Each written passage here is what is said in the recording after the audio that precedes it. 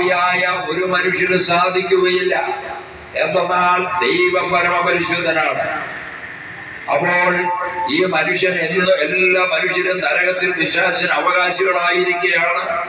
മനുഷ്യന്റെ പാപത്തിന് പരിഹാരം ചെയ്ത ദൈവം ആ മനുഷ്യനെ വീണ്ടും ദൈവത്തിലേക്ക് എത്തിച്ചേരാൻ തക്കവിധം യേശുക്രിസ്തുവിന്റെ രക്തത്താൽ സൗജന്യമായ പാപക്ഷമ നൽകിക്കൊണ്ടാണ്, അവന്റെ രക്തത്താലാണ് നമ്മുടെ പാപക്കറകളെ കഴുകിക്കളഞ്ഞ് മേന്മയുള്ളതാക്കി പരിശുദ്ധനായ ദൈവവുമായി അനുരഞ്ജനപ്പെട്ടുകൊണ്ട് ദൈവത്തിൽ ഒന്നായി തീരാൻ തക്കവിധം നമ്മളെ അവകാശികളാക്കി തീർത്തു.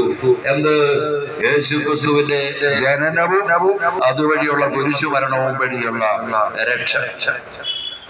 മനുഷ്യന്റെ ആത്മാവാണ് ജീവൻ നൽകുന്നത്.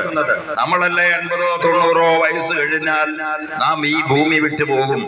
ദൈവത്തിന്റെ വിളി വരുമ്പോൾ നമ്മളെല്ലാം പോണം. എല്ലാ മനുഷ്യരും സമതുല്യമായി മരിക്കും. അപ്പോൾ മരണത്തിന് ശേഷം നമ്മുടെ ആത്മാവ് എവിടേക്കാണ് എത്തിപ്പെടേണ്ടത്? ദൈവത്തിൽ എത്തിച്ചേരണം. മരിച്ച് നരകത്തിൽ പിശാചിന്റെ ചതിയിൽ അകപ്പെട്ടു പോകരുത്.